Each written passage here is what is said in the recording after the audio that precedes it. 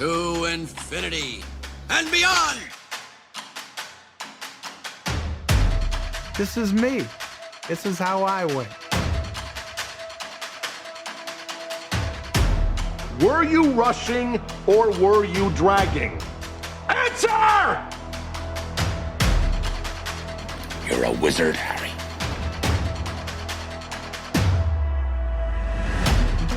Say what again? Say what again? I dare you. No, I am your father. Hasta la vista, baby. Are you not entertained? Are you not entertained? And here we go.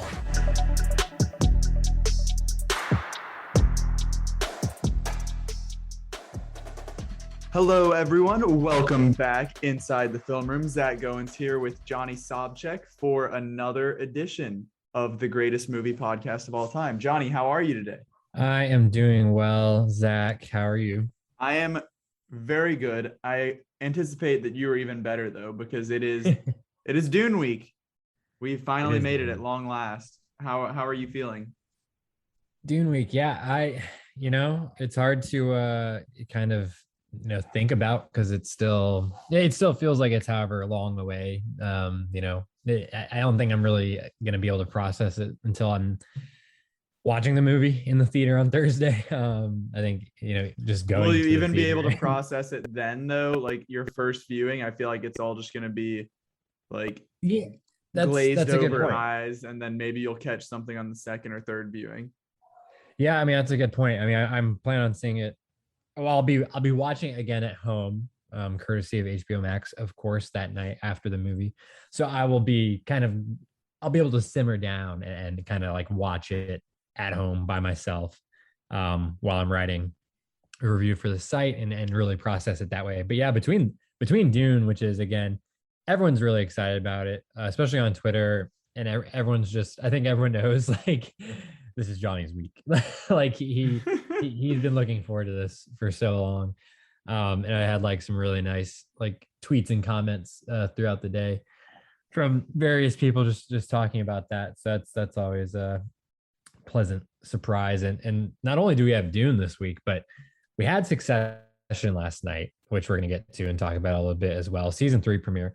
And then the day before that, we had DC FanDome, which dropped quite a bit of footage, behind the scenes, real footage from the films themselves, concept art, all that good stuff. So, and one big thing in particular that has been the main talk of the FanDome. So that is, I think, it's just a lot of buzz and really just a great time for all this stuff to happen. So it can kind of distract me from thinking too much about Dune before, when I'm in the final days of waiting. Right. And I know for myself, at least, I will be extremely busy leading up to Thursday night because we've mentioned it on the podcast previously, but Film Fest 919 is this week in Chapel Hill. So today marked the start of my 9 movies in 8 days, or I'm sorry, 8 movies in 7 days, I think. So it's going to be a busy week as far as the cinema goes.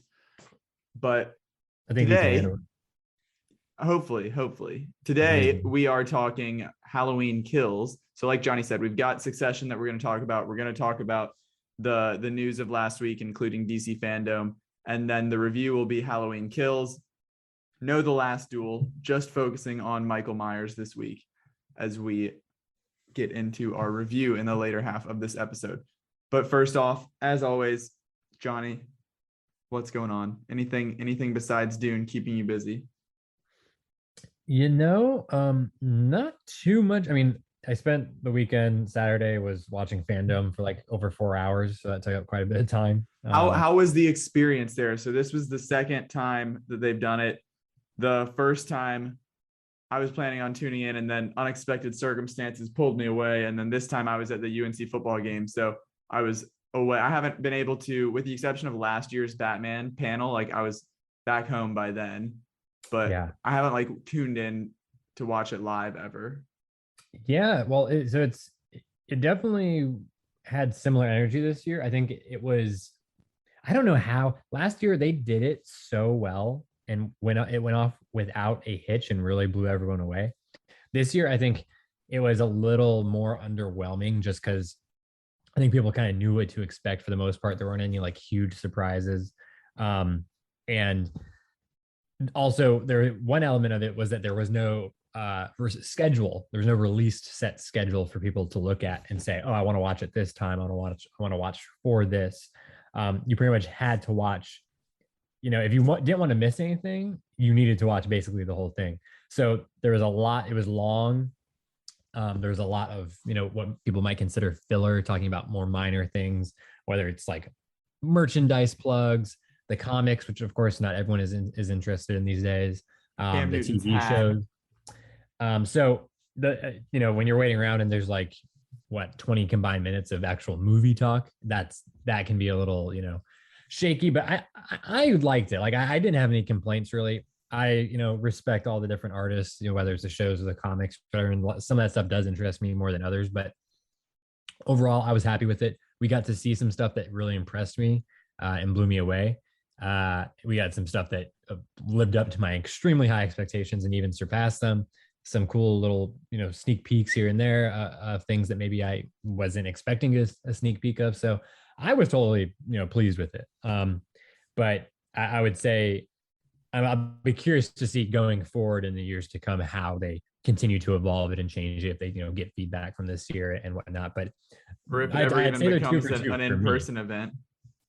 Yeah, I mean that's certainly in the cards as well. I mean, I can't rule anything out, but they dominate. I think their mission was accomplished because they dominated the online conversation for the entirety of Saturday worldwide. So DC FanDome is trending worldwide, like if not at the top, right toward the top, along with everything from Black Adam to the Batman, the Flash, etc.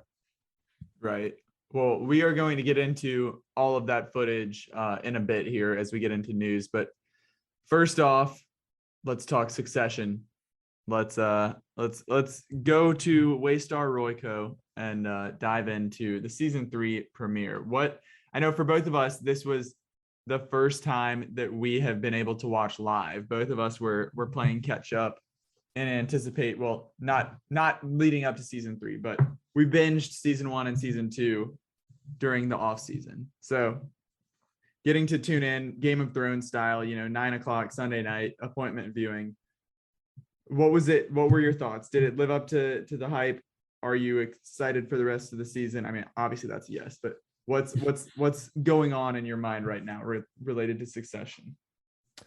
Yeah, they delivered. It was a long wait to get to this. Of course, longer for people that had actually watched the first couple of seasons live. I really only just came around to Succession the last few months, so I didn't have to wait very long, but they had a lot to live up to, I think, and I think they did it. I mean, it's one episode, so I don't want to be popping the champagne or anything just yet because there's a long season ahead of us. But for a welcome back episode and to kind of move the narrative in the direction that it shifted toward at the end of season 2, I thought it was pretty much pitch perfect. The humor was there, right where you would want it.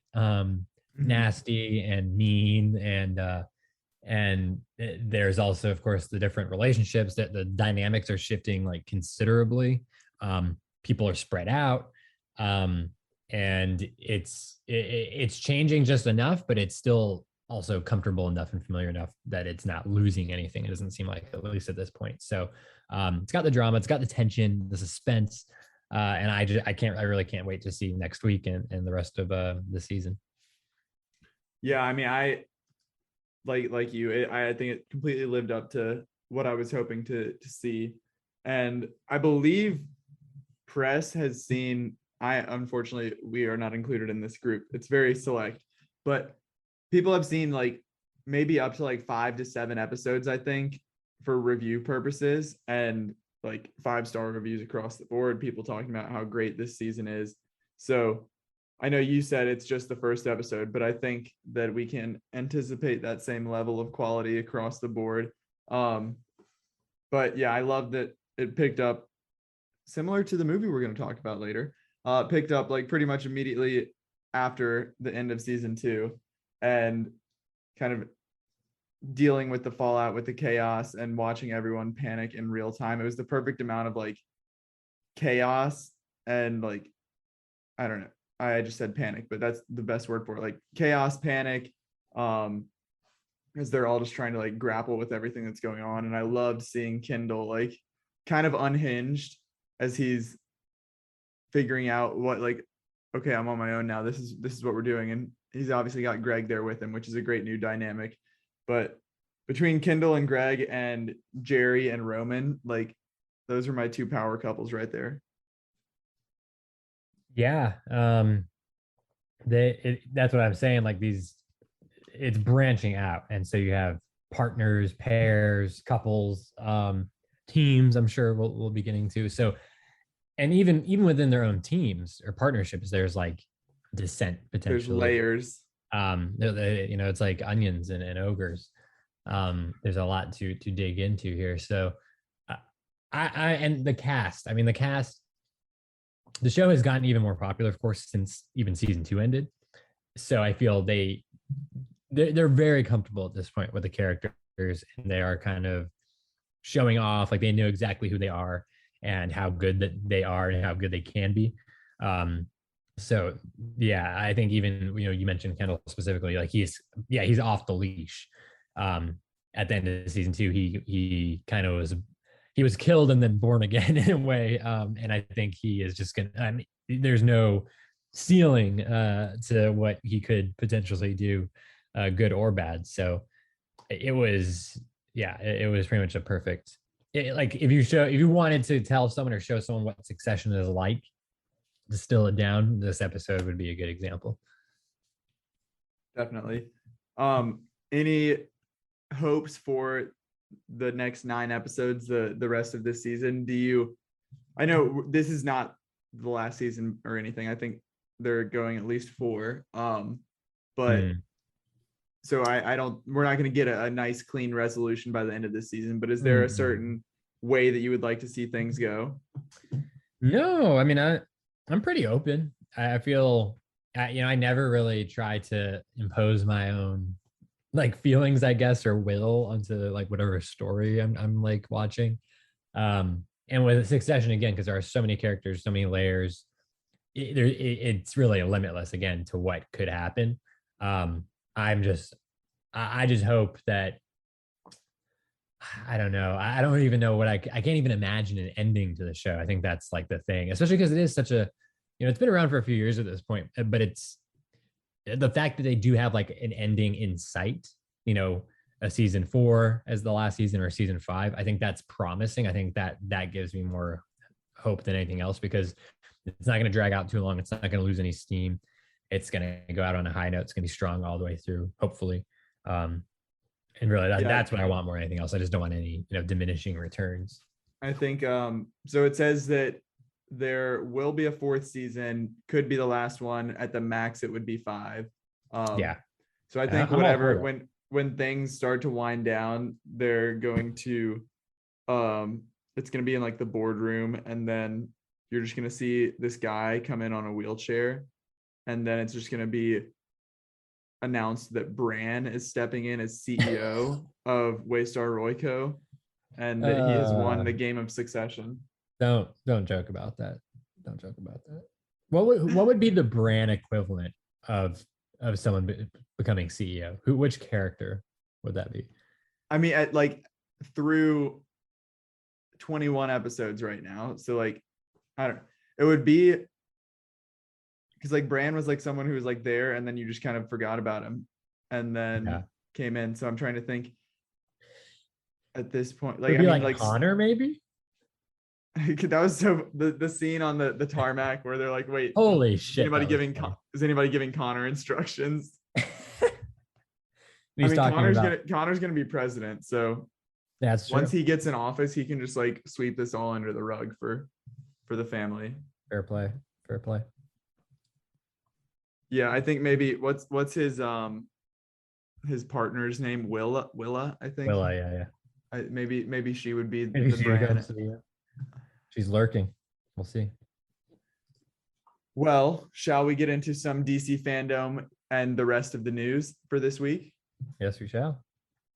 All right, kick it off. What's number one on the docket for DC fandom? I think we all know. You know what it is. There's no point in trying to hide it or put it down the ladder here. Right out the top, we're going to talk about the Batman, which was the grand finale of DC fandom yet again. Last year, the inaugural show, they came in. Matt Reeves was there to talk. Robert Pattinson had a little bit to say, and then they kind of shocked everyone with a full-blown teaser trailer with only 25% of the film completed, and it just. I mean, one of the best trailers ever. I mean, that thing was just unbelievable, and it was a complete sensation and changed so many people's minds about Robert Pattinson in this role. So we were expecting a trailer already, and then in recent weeks they confirmed there's going to be a trailer. They were promoting it the week leading up to the show, and lo and behold, it was the grand finale yet again. We did get the trailer. They got a behind the scenes reel about a minute and a half long at the beginning of the segment, which was really cool as well. I recommend going and checking that out too. And then they talked. Robert Pattinson, Matt Reeves, and Zoe Kravitz were the three. And then they capped it off. They had some really cool quotes. And again, I enjoyed watching them talk. I could have watched them talk for I could watch just them talk for 4 hours probably. But once they were done with that, we got the trailer, and it did not disappoint. It lived up to the year-long, downtime that we just went through. I was, like I said earlier, I was at the UNC football game when this was happening. And so seeing like the group message was still popping. I was seeing like, oh my God, all caps, like you and Jake and everybody just freaking out. And I was just sitting there. I was like, I'm not going to watch this on my phone. I'm not going to try and hear it over stadium noise. Like I have to wait. So I didn't end up getting to see it until I got all the way home, and I watched it on my TV. Wow. So I got it on the big screen. But yeah, I am 100% with you. It did not disappoint. We had seen a couple of even just like the screenshot that Matt Reeves had provided on I guess on Thursday or Friday before of Batman overlooking Gotham. Like that gave you a sense of what it was going to look like, and just like the non-comic bookness of it, compared to like what we've seen right now with MCU and everything. But between like that and like the shot of Catwoman and Batman standing like in the sunset, basically, like it was a beautiful trailer on top of being like absolutely thrilling as a Batman trailer. Yes, no doubt. Again, anyone who had any doubts or pessimism maybe about this movie, oh, not another Batman movie. Oh, Robert Pattinson. I think this is looking to be something quite different from really anything that we've gotten in recent memory. I mean, of course, the obvious comparison you're going to make is to the Dark Knight trilogy. Christopher Nolan, he did a grounded, quote unquote, realistic, quote unquote, gritty, dark take on Batman after the Schumacher movies. Batman and Robin destroyed it in the 90s.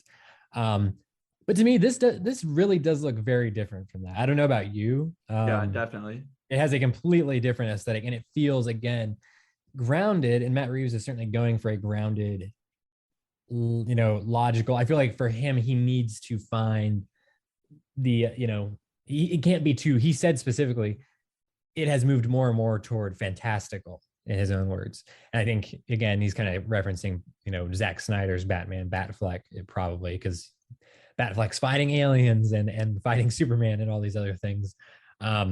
This is not that at all, but it still feels the amazing mixture that he has here is that it still feels and looks and sounds very much more like the comics than even, certainly more than the Nolan films. And to me, even more than like the Zack Snyder iteration in a lot of ways, it has a different like texture to it. I don't know how to describe it. That's the same way that I was talking about Dune for the longest time and have been talking about Dune. I think Greg Fraser has a lot to do with this, as well as the person behind the camera and the cinematographer. His images are just unbelievable. And the designs, the costumes, right, the sets. There's really nothing that I can say about this that I don't like, or that I'm not just ecstatic about and can't wait to see in this movie, and then in a potential sequel or a trilogy. I just think there's a lot of really interesting and exciting choices here. Robert Pattinson looks amazing. He's one of the greatest actors out.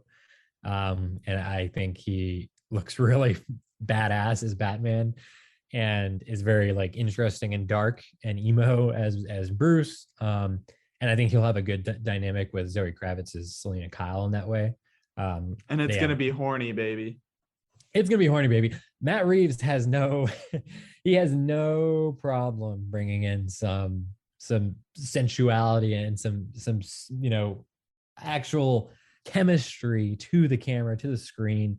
There was more sexual tension and like heat in the one moment where Catwoman like has her clawed hand up to his mask than in like the last 10 years of the MCU combined, probably. So it's very it's a breath of fresh air in just a lot of different ways. We could go on and on and on about it, but it's been my most anticipated film for literally years now, alongside Dune. And now, of course, Dune is wrapping up this week. It's coming out, and then Batman trailer drops. Your attention is about to shift, man. Oh yeah. I'll still be, I'll have to be plugging Dune all the way to Oscar night, but this is the big one. It's coming up. It's months away now. And I think this is really going to be like a true event. With Dune, that's more niche, a little bit harder of a sell. This is freaking Batman. This is one of the biggest, most popular characters in all of fiction. Everyone is buzzing about it online. If there's anyone that's negative about it, it's the most minute minority.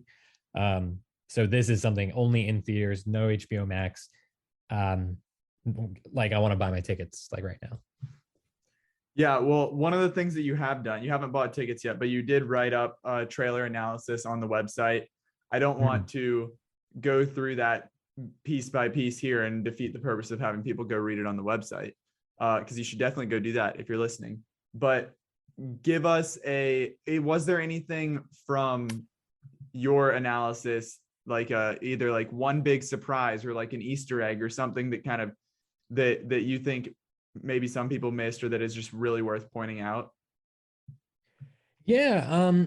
I don't mean to put you on the spot there if there isn't, but no, I mean, I had forgotten that I even wrote that. Yeah, there's a lot. I mean, I loved the thing about this trailer as well. It's a longer trailer. It's over 2.5 minutes. It shows a lot more action. It shows a lot more of the story, but I feel like it hardly shows anything really. I mean, I feel like there's so much, because I know more about the movie. And I feel like it's barely scratching the surface. So that's very promising. I think that's a great sign for the marketing. And I think it's going to have because it's a mystery film. Like it's all rotating around the Riddler and these plots and riddles and things. So that's important. I think maintaining that air. For me, I think one thing that I've seen maybe people interpret or are unsure about is the circle that Bruce is in what looks like maybe Wayne Manor, and he is looking at all these clues. They're spread out on the floor. That is very interesting. There's a few things here. So real quick, there is Savage. Savage is one of the branches in his little riddle that he's deciphering. Savage is the police commissioner. We saw him in the teaser trailer. He was holding some sort of press conference. He was wearing glasses, had a beard. So police commissioner is involved to some degree. Batman, Bruce is investigating him. He's some part of this. Coulson, that's Gil Coulson. That is the district attorney. He's played by Peter Sarsgaard. That is the guy who we saw in the teaser trailer as well, who crashes into the funeral in the car and then gets out, and he's in some sort of Riddler trap, like a jigsaw type trap, and has a letter for the Batman. And then Mitchell is another branch as well. That is the mayor, Don Mitchell Jr. He is the person that we see at the beginning of the teaser from last year getting murdered by the Riddler, having his head wrapped in duct tape. And then the No More Lies, which is also in this frame here from the new trailer. He had that scrolled across his face in like a red marker or something. So the government, the Gotham establishment, the police, the district attorney, the mayor, they're all at the Riddler's mercy and are getting taken out, it seems like. And then the sins of my father as well. That's a huge thing, I think, and something people need to be paying attention to, or at least keeping in mind. At the end of the teaser last year, we also heard, the Riddler say, "You're a part of this," and that, Bruce is like, "How am I a part of this?" And he says, "You'll see."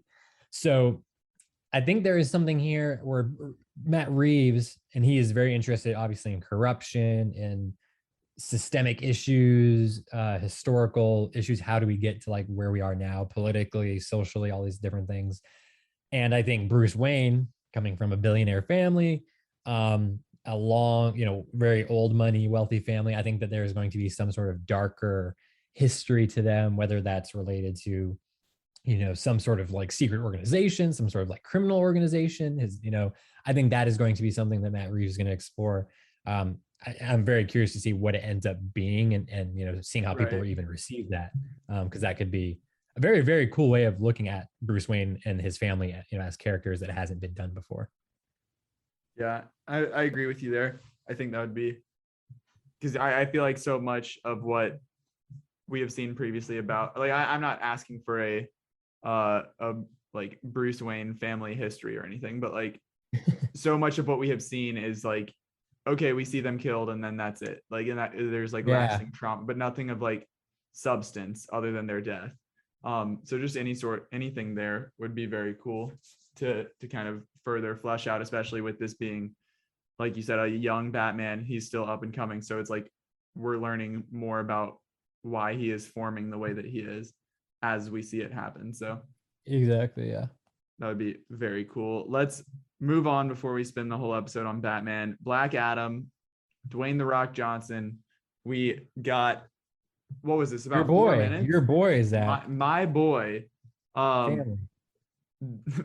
Family indeed. I read an article. He was in Vogue, I think, this week, but I saw it online, and it was saying that during the beef, speaking of family, of between Vin Diesel and Dwayne "The Rock" Johnson, The Rock, and this, I don't know how it came up in this interview, but he said that the crew on set of Fast and the Furious, I don't know which number, they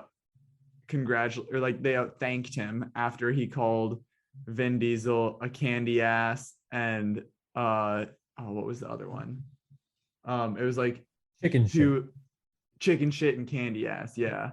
So you say family, but those movies are all about it. But behind the scenes, hurts my heart.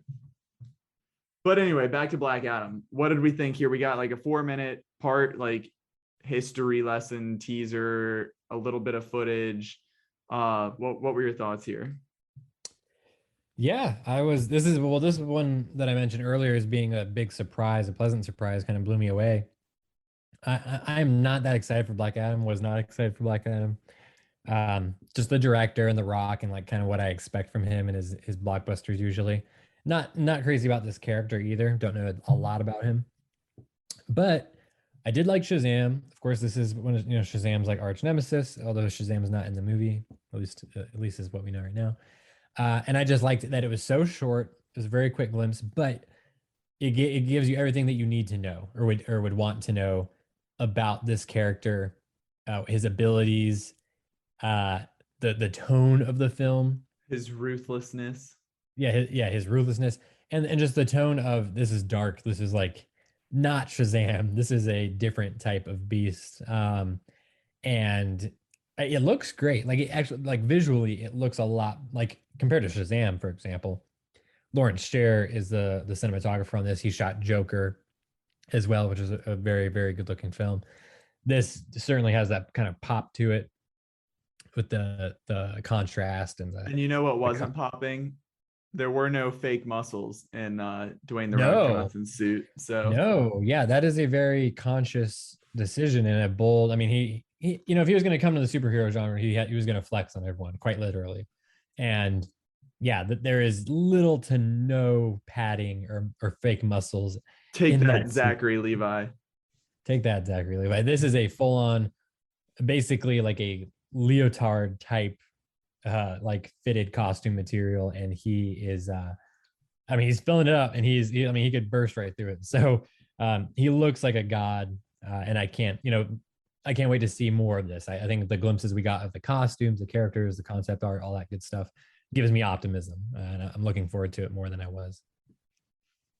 Agreed. Again, I'm a big Dwayne fan, but I wasn't necessarily like a big Black Adam fan. But this is giving me, it's definitely building up the hype there. I'm more excited about it now after seeing a little bit of it in action. I know we were just jokingly shitting on Zachary Levi, but we also got some Shazam Fury of the Gods behind the scenes clips, and gave us a little tease. We got to see some new villains in action, Helen Mirren and Lucy Liu. We got to see the grown-up versions of the Shazam family, a couple creatures as well, or creature designs.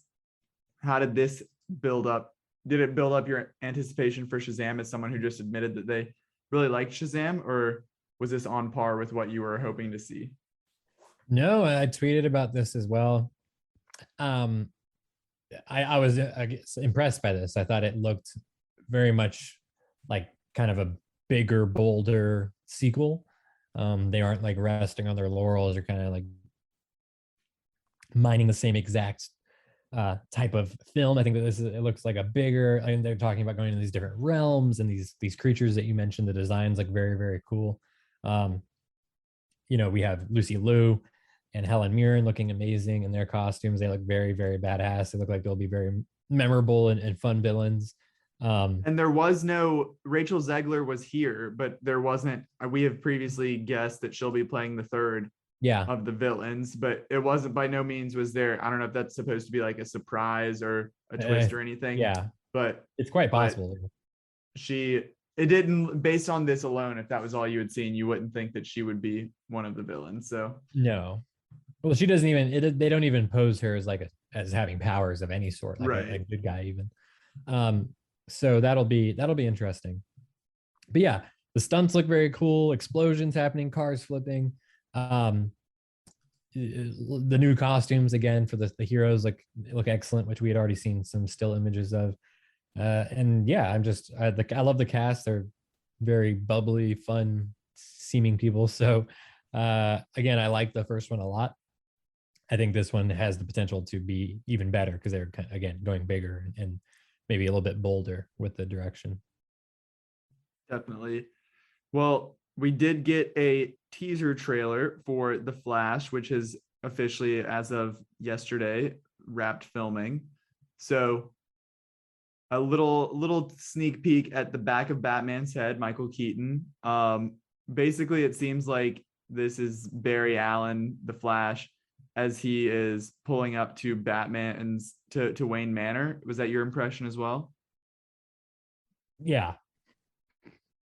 Okay, so again, like I said, not really. I was not watching live, so sort of playing catch up as I'm watching these. As I've seen them all, but watching them again as we're podcasting here. But we also talk to me about the big people. I don't understand it all because I don't have the DC background. Two versions of Barry here, two different Flashes. Yeah. What's the deal there? Well, do you know? No one really knows. No one really knows at this point. Now in the Flashpoint Paradox story in the comics, which is, this is taking heavy inspiration from that story. The Flashpoint Paradox, the titular Flashpoint Paradox, is created by Barry goes back and tries to stop the murder of his mother. That seems exactly like we're going to get here as well. And it's said that all this is set up, the murder of his mother in the comics, the murder of his mother is because Reverse Flash, Eobard Thawne in the comics, his arch nemesis, he murders his mother, and then he kind of creates this paradox.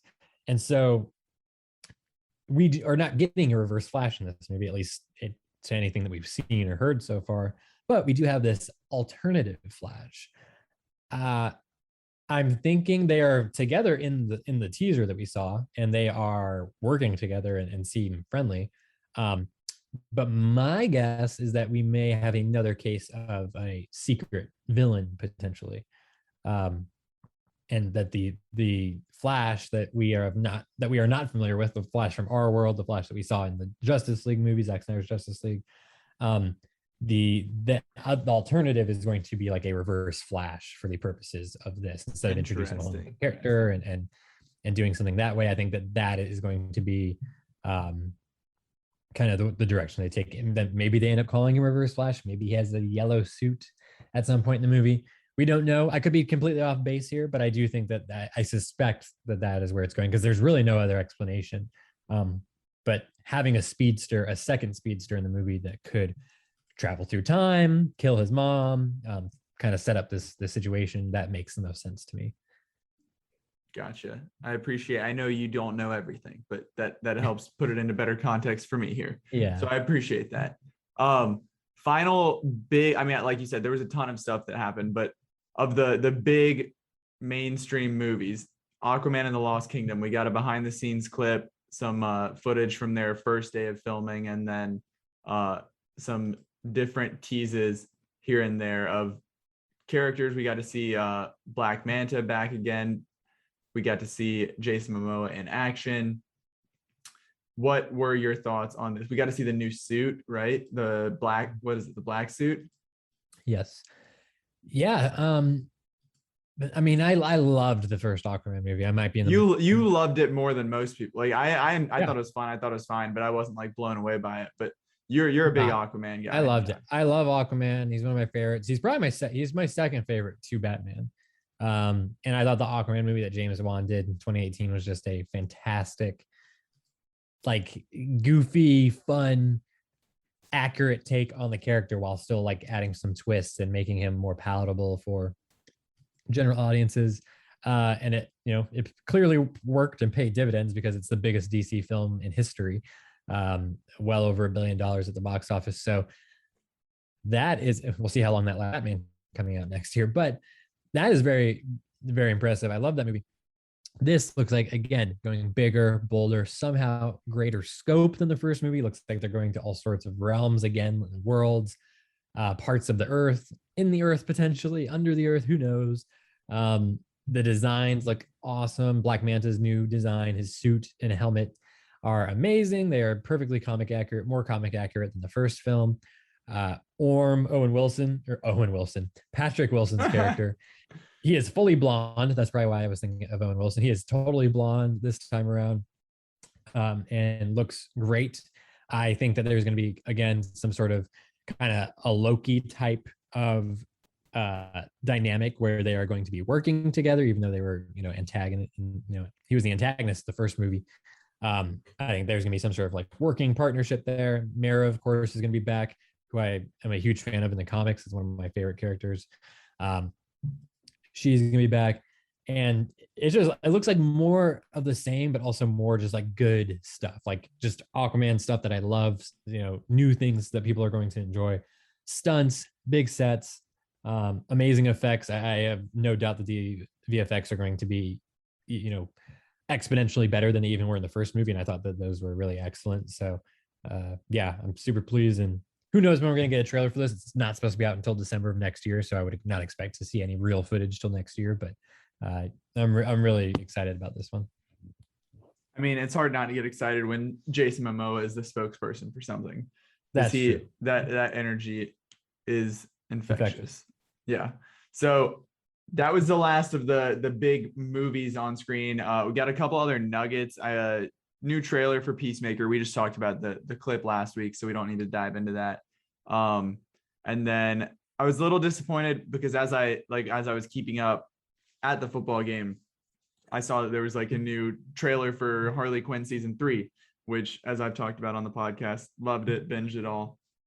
But the like thumbnail is like it's the one still from the like tease that's like fully animated and stuff, and then like the rest of it is just like, it's like mock drawings of like storyboards basically. And I was like so bummed. I was like, I thought this meant we were so close to actually getting to see it, but as the Harley character says, like, animation takes a really long time. Okay. Yeah. So that was at least fun to get a tease from them. But other nuggets, Batman will appear in the Batgirl movie on HBO Max, but we don't know which Batman. Do you have any insight? Not insight, but any guesses there? Well, it's been kind of alluded to or rumored that it will be Michael Keaton, and that after the Flash movie, Michael Keaton will be part of the mainline universe. He will be mentoring a Batgirl character similar to Batman Beyond. So that makes it. Ben Affleck is. It's kind of been said that he is done. So I don't really see him coming back. But who knows? I mean, again, can't rule anything out, especially with the multiverse now in play. And another last piece here, I almost said World War III. I've got it abbreviated WW3. Wonder Woman 3. Patty Jenkins confirmed that it is in the works. So I know we weren't crazy high on the second one like we were on the first, but maybe they can right the ship with the third installment. But let's be blunt. The second one was awful.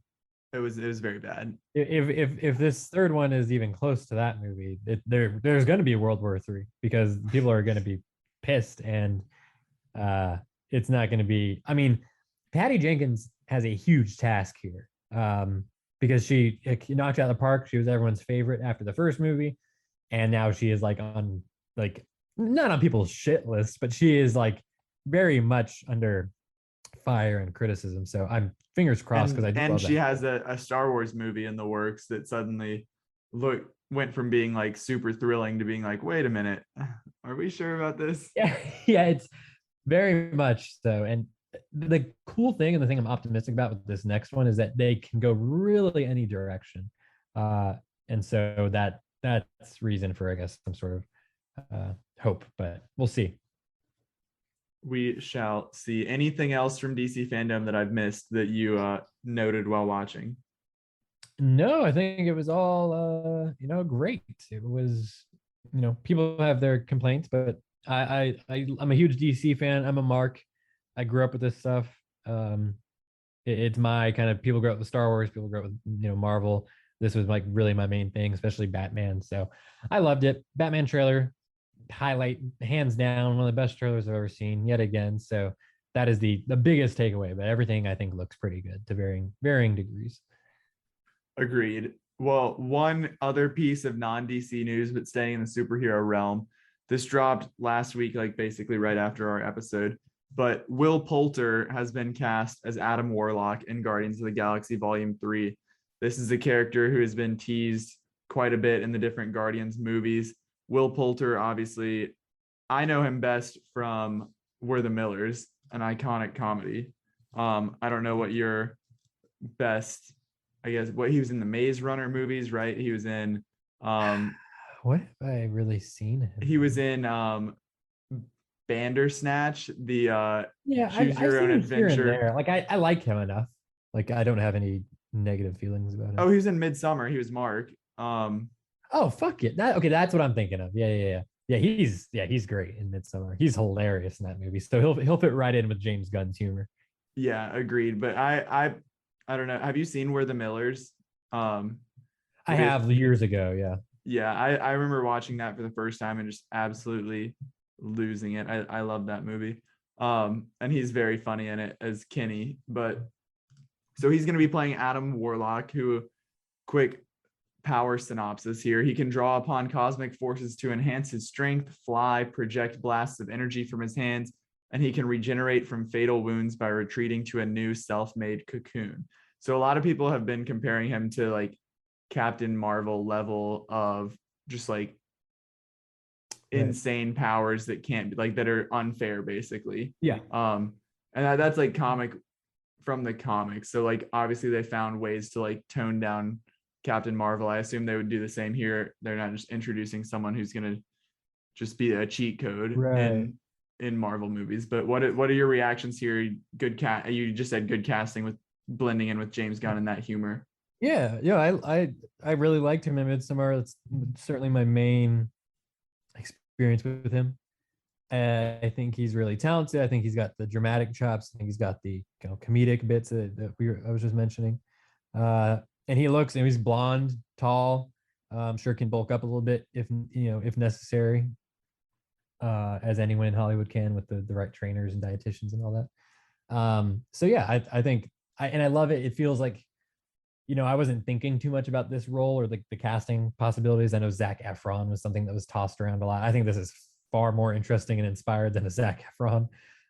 Like, no disrespect to him, I think he would be fine probably, but I'm looking forward to this. I really love the second movie. I like the first one, and I'm looking forward to how Gunn closes out this trilogy. Agreed. This is still a ways off, and we just did get the shift. I didn't have this on the slate to talk about, but Marvel basically shifted everything back one notch from as far as release dates go. So that means Doctor 2 to Strange. 5 months basically. Yeah, so Doctor Strange goes from March to May, then Thor goes from May to July, Black Panther 2 July to November, the Marvels November to February, and then Ant-Man February to the following July. So not bad. Still waiting on a bunch of stuff there. But shall we get into the review of Halloween Kills? My review of Halloween Kills. I'm ready. Let's do it. Hey, what are you guys doing out here? It's Halloween. We've been trick-or-treating. Are you alone? There's a creepy man in a white mask, Where? and he keeps like trying to play hide and seek with us. Where did you see him? Look! Run! Go home now!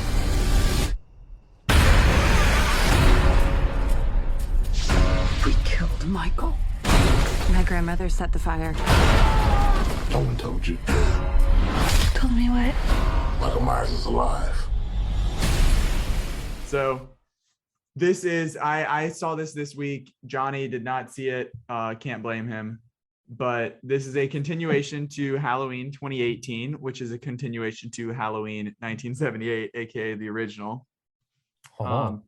For those who may have not have kept up, basically the first one came out in 1978, and then like 9 other ones came out, and none of them were worth a damn. So then when they came out with Halloween 2018, they made it a retcon of everything, and that was the only direct, basically, although it was called Halloween, it was basically Halloween 2, and it was the only one that was a direct sequel to the first.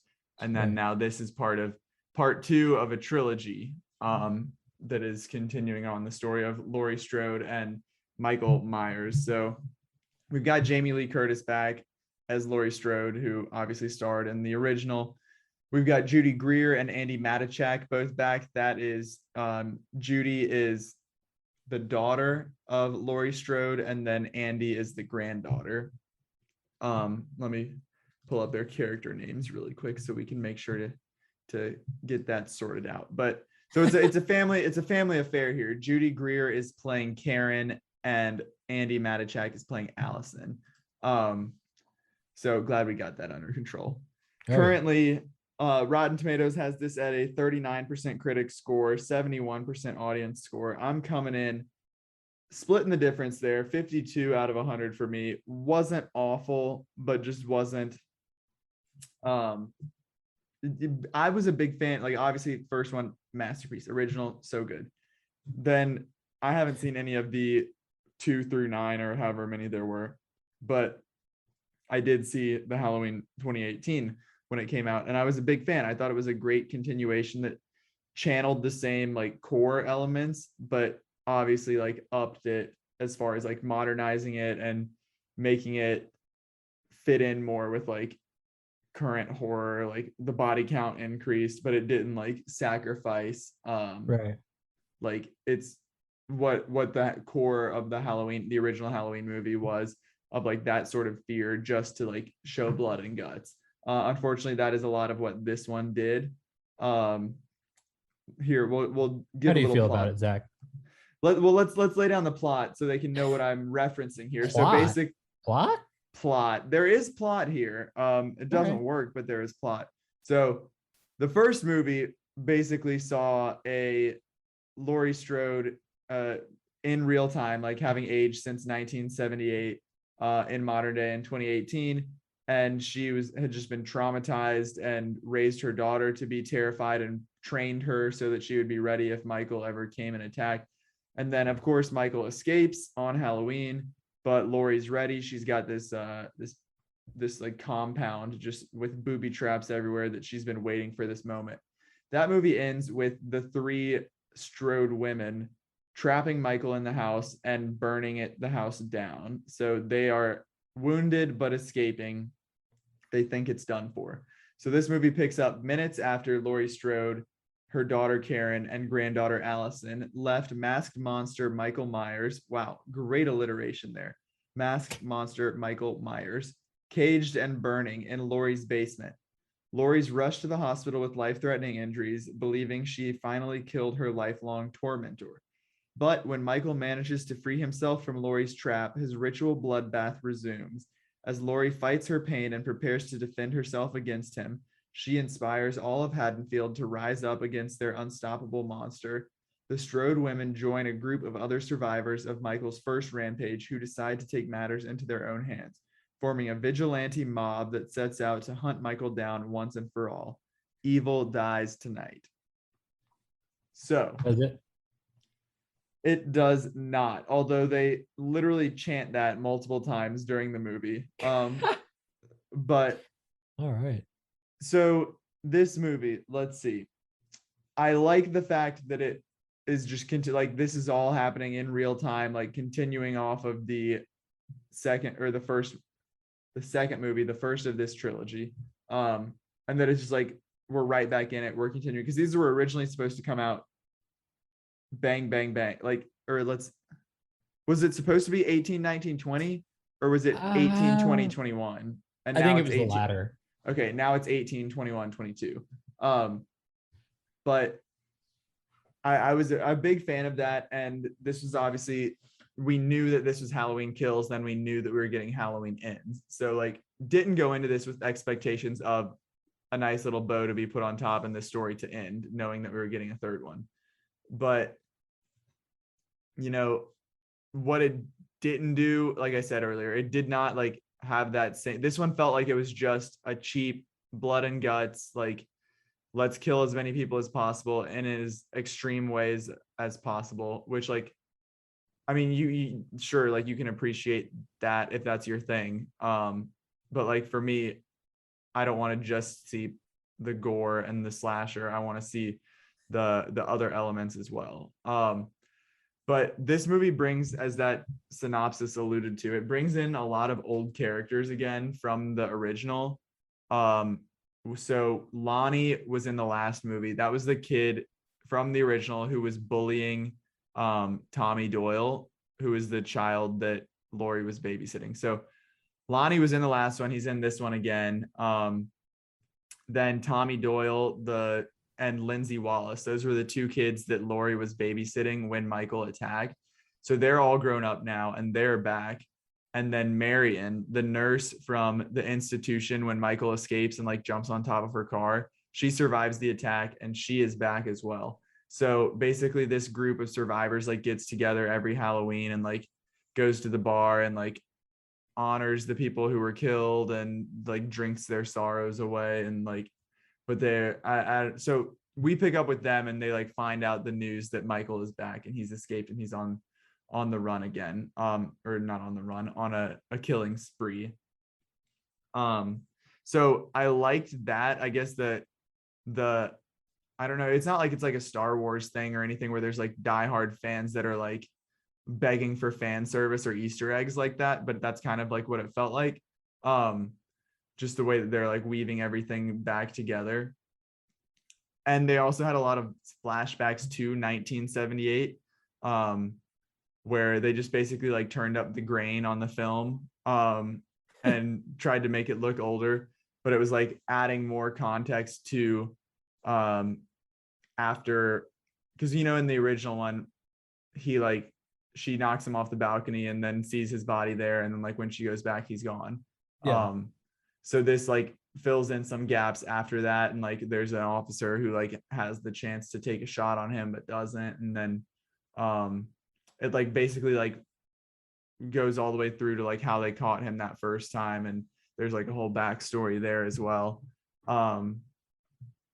But overall thoughts. I know you've got some questions for me, so I don't want to give everything away before we get into that. But honestly, this was just way more focused on the violence. And even though it was bloody and gory, it wasn't scary. I was never scared in this movie. There was maybe like one like jump scare that was like a little gasp, but it wasn't like I was like, I didn't mention this off the top, but I just saw antlers, which we'll talk about in a couple weeks. But that was like atmospheric, moody, like I don't know what's gonna happen. I'm like tense and nervous. Same thing with like from a couple like a month ago from The Night House. Obviously like to the extreme in a Midsummer or a Hereditary, but like I'm not saying I expected a Hereditary quality horror movie from Halloween Kills, but like the first one, the original, and then the first one in this trilogy both had like good blends of plenty of slashing and blood and guts, but also like the thrills of a horror thriller movie. So didn't feel like that was here. Let's get into some questions and I will try to connect some more dots for you. Oh man, connect away. Well, I will say that we know that this is part, you were talking about the release dates, like that this was basically set up from the start as a trilogy. So I'm curious. It's funny because it's coming out right around the same time as Dune Part 1, to be more specific. And we know, of course, Dune Part 2 is a huge thing that people are hoping for, and hopefully the film does well enough to earn that. With this, it was pretty much set up from the go. There's no question.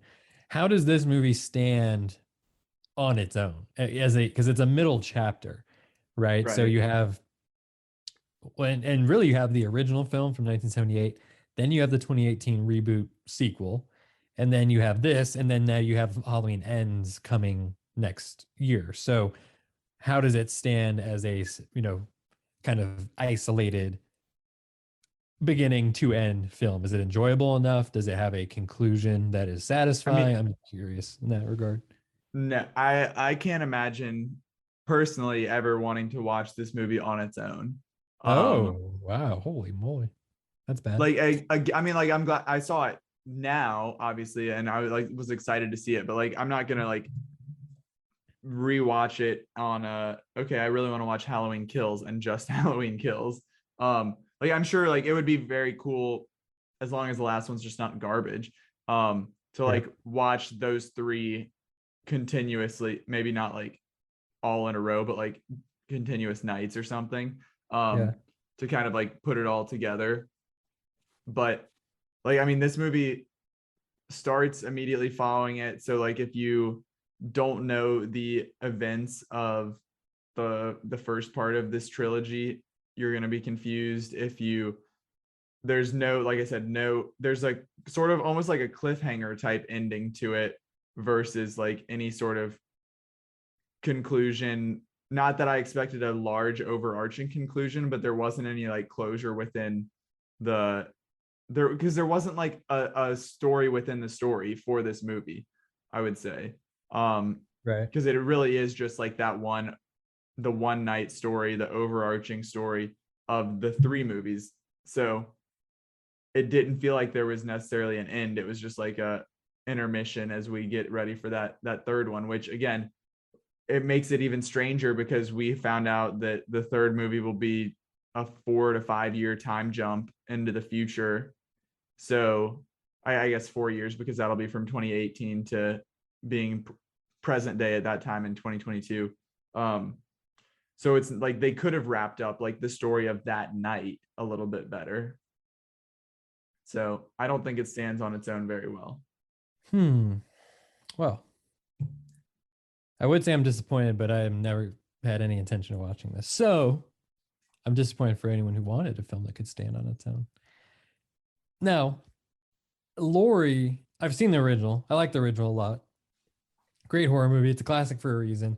Laurie Strode, Jamie Lee Curtis is kind of an icon. Now I know she kind of made her triumphant return with the 2018 film, and then she gets kind of, beat up, cut up at the end of that movie. in the trailers that we saw for this, I saw that she was like going to the hospital. There's an ambulance, all that stuff. She's in the hospital. How was her presence in this film? Did you feel like it was missed? Did you like how they kind of took her family and made them like at the forefront and she was kind of on the sideline for a bit? How did you Boo. feel like her involvement was? Because she's been heavy in the marketing as well, the posters Right. and all that. It's misleading. Yeah. I was disappointed with the extent of her role here. I mean, like, it's obviously like a cost of having this take place in real time on the same night, like the consequence of what happens to her in the first movie, that she basically like gets stabbed in the stomach, sliced up a bit, and then like they rush her to the hospital and she has like this life-saving surgery, and it's like a very graphic surgery scene actually. Like she's like, her whole stomach is like sliced open and you like see her insides and they're doing all sorts of stuff, and then they like stitch her up, staple her up, and she's in the bed for most of it. And so she stays in that hospital room for 90% of this movie. She tries to get up at one point, like when she thinks that Michael has been killed, and then everybody else finds out that he hasn't, and they try to keep that a secret from her. And then like she kind of finds out that that he's still out there and still killing people. And so then she like gets up, grabs a knife, tries to go, and then like someone bumps into her and she knees, someone tries to stop her and she like knees them and then like rips her wound back open. And so then she's just like back to bed, and that's the extent of her role. Like there's obviously scenes with her like talking and stuff, but it's not like she's like out and about and on the hunt for Michael. So that was kind of a bummer, because that is what so much of obviously the whole first movie was about, that. And then the second movie with her being on the offensive versus playing defense. So that was disappointing. While I want to mention the scene, so she knees this guy who's trying to stop her. Basically, when Michael escaped in the 2018 movie, there were 2 prisoners who escaped. And so they think there's the second prisoners running around, and like that synopsis said, like the town turns into a mob of like vigilantes, and they're all like baseball bats, like out hunting Michael, trying to find him. And then they see the other guy, the other inmate, or like asylum mate, mental institution mate, I don't know what he's called. They see this patient and he's like running around, and they think it's him, and they chase him, and he like ends up in the hospital. And so this mob of angry people from Haddonfield are like, evil dies tonight, like chasing this guy down. And like Lori sees him and is like, that's not Michael, like what are you guys doing? And it's like this just out of control mob like chasing this poor, I mean, like I don't know what he's done, so I don't want to say this poor guy, but he's not Michael Myers. And they eventually like corner him in this hallway, and this guy just like freaks out and jumps out the window and goes splat on the pavement. You see his insides and everything. And then she finally gets to tell them that was not Michael. And so it was Tommy Doyle, the kid from the first movie, was leading the charge, trying to get Michael caught, and now he's got blood on his hands as well, and it's not the right blood. So that was kind of a weird sequence there. I don't really know what they were going for. Good grief. Well, okay. The last thing I'm going to ask about this, because I think I mentioned the fact that it is a trilogy earlier. We were talking about that and how it kind of doesn't really stand on its own so much. You liked the 2018 film quite a bit, didn't you? Correct. So, I mean, you were looking forward to this. How do you think, does this movie, the fact that you rate it so low, you didn't really like it that much, would you say that this damages the 2018 film at all? And also, you know, with the context of this, are you looking forward to Halloween Ends, like at all? Are you more excited, less excited? I would imagine less, but I'm curious. Well, so the first movie does what this one doesn't, and this, like, the first movie can stand on, when I say first movie from here on out, I'm referring to 2018, not to 1978. Good. So the 2018 movie, it can stand on its own because that movie ends with them trapping Michael, setting the house on fire. And if you want, you can watch that movie and it's a happy ending. Yeah. I mean, you probably have like the thoughts, even if like you didn't know there was a trilogy. Like I'm pretty sure the ending of the credits has like heavy breathing, so it like insinuates that Michael's still alive. But that movie is like solid on its own. So I'm not, just because I didn't like this one, it doesn't take away from me having liked the last one. I will say I'm like not as fired up about Halloween Ends, but I'm still very hopeful in that, knowing that it's literally called Halloween Ends, that it will like bring the story, the 3-movie story, to a conclusion that's satisfying.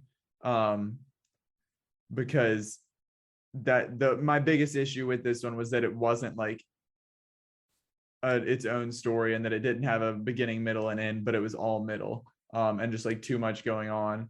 It felt like just like little like short stories of different people getting killed by Michael Myers.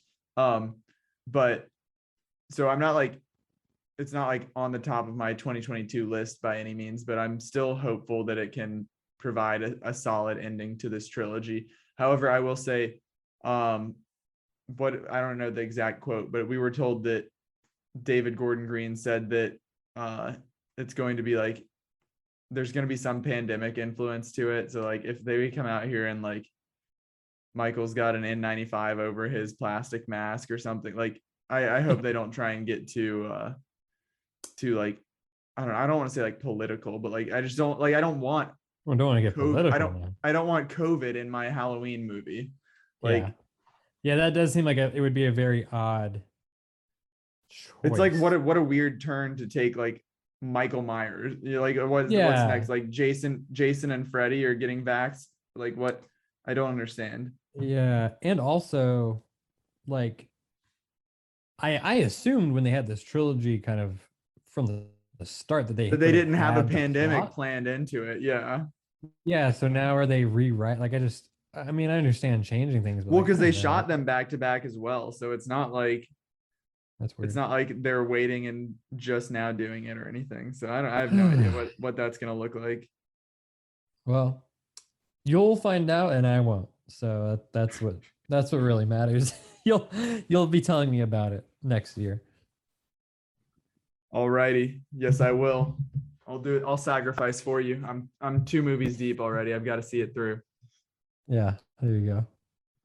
Well, there you have it, folks. That is episode 125. We never say the numbers on here, but 125 episodes. Thanks for sticking with us. We appreciate you for listening week in and week out.